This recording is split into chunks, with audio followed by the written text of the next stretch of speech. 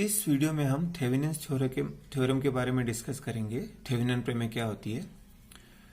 According to this theorem, any two terminal linear network containing one or more generators and linear impedances can be replaced with an equivalent circuit consisting of an EMF source EEQ and a series impedance। यानी क्या है इस प्रमेय के अनुसार, कोई भी दो टर्मिनल रेखीय जाल जिसमें कि एक या अधिक जनित्र जुड़े हुए हैं और रेखिक प्रतिबाधाएं जुड़ी हुई है, उसको एक ऐसे तुल्य परिपथ में प्रतिस्थापित कर सकते हैं जिसमें एक ईएमएफ सोर्स होता है और एक श्रेणी प्रतिबाधा होती है। जो ईएमएफ सोर्स होता है जिसका वोल्टेज ईईक्यू होता है, वो क्या रिप्रेजेंट करता है। Here EEQ represents the value of EMF between the two terminals. जो दो टर्मिनल वाला नेटवर्क लिया है, उन दोनों टर्मिनल के बीच जो ईएमएफ होगा वो ईईक्यू होगा। कब? When the external load is removed। उन दोनों टर्मिनल के बीच जो एक्सटर्नल लोड लगा हुआ है, जो बाह्य भार लगा हुआ है, उसको अगर हटा दें तो उन दोनों टर्मिनल के बीच जो वोल्टेज होगा, जो पोटेंशियल होगा, जो ईएमएफ होगा, वो EEQ होगा। And ZEQ represents the total impedance across the two terminals when all the sources of EMF are short circuited और replaced by their internal impedances. ZEQ क्या होगा? वो जो दोनों टर्मिनल हैं जिसके बीच लोड लगा हुआ है, उस लोड को तो हम हटा देंगे, तो उन दोनों टर्मिनल के बीच जो इम्पीडेंस होगा वो ZEQ होगा। वो कब होगा? जब उस सारे परिपथ में से EMF सोर्सेस को हटा दें, यानी हटा के उसको शॉर्ट सर्किट करते हैं। अगर उसका खुद का एक इंटरनल इम्पीडेंस है, आंतरिक प्रतिबाधा है, तो वहां पर आंतरिक प्रतिबाधा लगाते हैं। जैसा कि हम पहले देख चुके हैं, वोल्टेज सोर्स के अंदर, वोल्टेज स्रोत के अंदर जो प्रैक्टिकल वोल्टेज सोर्स होता है, उसके अंदर साथ में एक इंटरनल इम्पीडेंस जुड़ा होता है, आंतरिक प्रतिबाधा होती है, वो उसके श्रेणी क्रम में होती है। तो हम अगर सोर्स को शॉर्ट सर्किट करेंगे, अगर वो आइडियल है तो इंटरनल इम्पीडेंस 0 होगा, अगर वो प्रैक्टिकल है तो इंटरनल इम्पीडेंस लगाना होगा। अब इसका हम प्रूफ देखते हैं। तो हमने एक ये परिपथ ले लिया, सिंपल सर्किट। इसका जो इक्विवेलेंट सर्किट होगा वो ये होगा, जो थेवेनिन प्रमेय के अनुसार होगा। यहां ZL है, यहां ZL है, दो आउटपुट टर्मिनल है, यहां पे भी दो आउटपुट टर्मिनल है।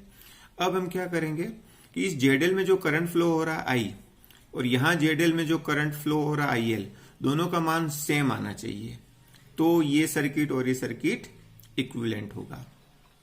तो पहले हम इसके अंदर I का मान निकालेंगे, फिर थेवेनिन प्रमेय लगा के EEQ का मान निकालेंगे, फिर ZEQ का मान निकालेंगे, फिर इसमें IL का मान निकालेंगे, और IL और I बराबर आ जाएंगे, तो इसका मतलब ये थ्योरम सत्य हुई। नाउ अब इस फिगर की बात करें। By applying KVL in loop 1, ये लूप 1 है और ये लूप 2 है, तो इन दोनों में KVL लगा दी, तो किरचॉफ वोल्टेज लॉ अप्लाई करने पर ये आ गया। अब इस इक्वेशन में I का मान निकाल दिया हमने। अब ये I का मान इस इक्वेशन में रख देंगे, तो I1 का मान आ जाएगा। इस I1 का मान अब इस इक्वेशन में रख देंगे, तो ये I का मान आ जाएगा। अब ये जो I का मान ज्ञात हुआ है, उसको इस प्रकार रख देंगे। अब हम थेवेनिन प्रमेय अप्लाई करेंगे और EEQ और ZEQ का मान निकालेंगे। तो EEQ का मान निकालने के लिए हमने क्या कहा था कि जो दोनों टर्मिनल है जिसके बीच लोड लगा हुआ है, उसके बीच जो EMF होगा वो EEQ होगा। तो उसके लिए ये सर्किट हो गया। अब इसमें जो करंट फ्लो हो रही है वो I डैश है, तो I dash into Z3 EEQ के बराबर हो जाएगा, और इसमें अपन किरचॉफ वोल्टेज लॉ लगा देंगे, इससे I डैश आ जाएगा। I डैश का मान यहां रख देंगे, तो EEQ का मान आ जाएगा। अब ये जो सेकंड जो ZEQ का मान निकालना है, उसके लिए सर्किट ये हो जाएगा।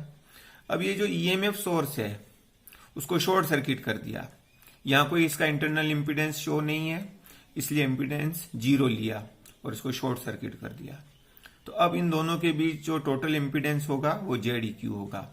अब देखो ये और ये पैरेलली कनेक्टेड है और ये उनके साथ सीरीज में है, तो ZeQ का मान हो जाएगा Z2 plus Z1 Z3 upon Z1 plus Z3। अब now applying KVL in figure 1B, जो फिगर 1B था ये, इसके अंदर हम किरचॉफ वोल्टेज लॉ अप्लाई करेंगे। तो IL ZeQ plus ZL EEQ, तो IL इज इक्वल टू ये हो जाएगा। अब हमने जो EEQ और ZeQ के मान ज्ञात किए हैं वो यहां रख देंगे। Substituting the values of EEQ and ZeQ in equation 8 we get, ये मान रख दिया। तो हमने जो I का मान ज्ञात किया था इक्वेशन 5, और ये हमने IL का मान ज्ञात किया इक्वेशन 9। दोनों से हम देखते हैं कि IL is equal to I, that is same current is obtained from the two circuits, hence theorem is proved। अब हम नॉर्टन थ्योरम के बारे में डिस्कस करेंगे। नॉर्टन प्रमेय क्या है?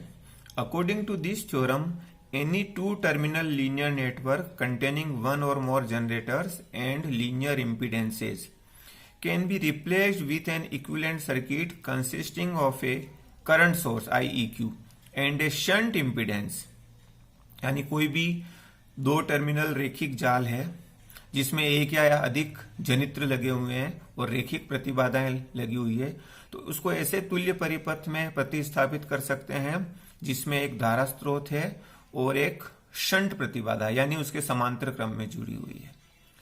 Here IEQ represents the value of current which flows through the two terminals, यानी IEQ का मान उन दोनों टर्मिनल में से के बीच में प्रवाहित होगा when they are short circuited, यानी वहां से ZL जो लोड लगा हुआ उसको हटा दें और उसको शॉर्ट सर्किट कर दें, तो उसमें से जो करंट फ्लो होगा वो IEQ होगा। And ZeQ represents the total impedance across the two terminals when all the sources of EMF are short circuited और replaced by their internal impedance, same as it is जैसा Thevenin's प्रमेय में था। ZeQ का मान दोनों जो आउटपुट टर्मिनल्स है उसके बीच का टोटल इंपीडेंस होगा, उसमें से लोड को हटा देंगे हम और जो भी EMF सोर्सेज जुड़े हुए हैं उनको शॉर्ट सर्किट कर देंगे। अगर उनकी कोई इंटरनल इंपीडेंस है तो वहां इंटरनल इंपीडेंस लगा देंगे। अब इसका प्रूफ देखेंगे। ये सर्किट हमने लिया, ये इसका इक्विवेलेंट सर्किट होगा। इसमें जो करंट I है और इसमें जो करंट IL है, दोनों का मान सेम प्राप्त होना चाहिए। अब इन दोनों लूप के लिए किरचॉफ वोल्टेज लॉ अप्लाई किया, ये दोनों इक्वेशन आ जाएगी, इससे I1 आ जाएगा, इस I1 का मान इसमें रख देंगे, तो ये इसको सॉल्व करेंगे तो ये I का मान इस प्रकार प्राप्त होगा। अब हम IEQ और ZeQ के मान ज्ञात करेंगे। अब ये IEQ के लिए हमने कहा था कि दोनों जो आउटपुट टर्मिनल्स हैं उनके बीच जो करंट फ्लो होगा, तो उसके लिए इसको शॉर्ट सर्किट कर दिया हमने। अब ये करंट जो होगा, तो ये एक लूप 1 हो गया, लूप 2 हो गया, दोनों में किरचॉफ वोल्टेज लॉ अप्लाई किया, ये दोनों इक्वेशंस आ गई। इससे I2 का मान ये आ गया। अब I2 का मान इसमें रख दिया तो ये इक्वेशन आ गई।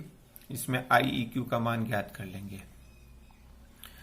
अब ZeQ के लिए जो EMF सोर्स है उसको शॉर्ट सर्किट कर देंगे क्योंकि कोई इंटरनल इंपीडेंस नहीं है। अगर इंटरनल इंपीडेंस होती तो यहाँ इंपीडेंस लगाते। इन दोनों के बीच जो इंपीडेंस होगा वो ZeQ होगा। ये दोनों पैरेलली कनेक्टेड है और इनका कॉम्बिनेशन इसके साथ सीरीज में जुड़ा हुआ है, तो ZeQ हो जाएगा Z2 प्लस इनका parallel combination Z1 Z3 upon Z1 plus Z3। अब हम जानते हैं इस फिगर से, फिगर 1B, IEQ का मान यहां आ रहा है, कुछ पोर्शन इधर जाएगा, कुछ पोर्शन इधर जाएगा, तो इधर IL जा रहा है तो इसके अंदर जाने वाला करंट हो जाएगा IEQ माइनस IL।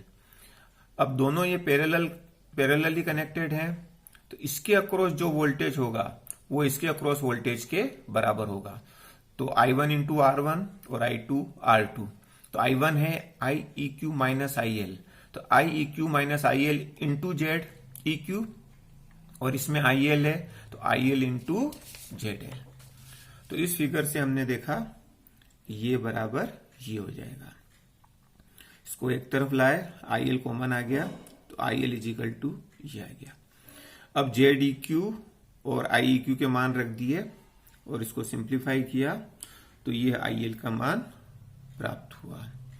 तो हम पहले आई का मान ज्ञात कर चुके हैं, ये आई का मान आया था इस तरह से, और अब हमने आई एल का मान ज्ञात किया तो दोनों मान समान प्राप्त हो रहे हैं। तो same current is obtained from the two circuits, hence theorem is proved.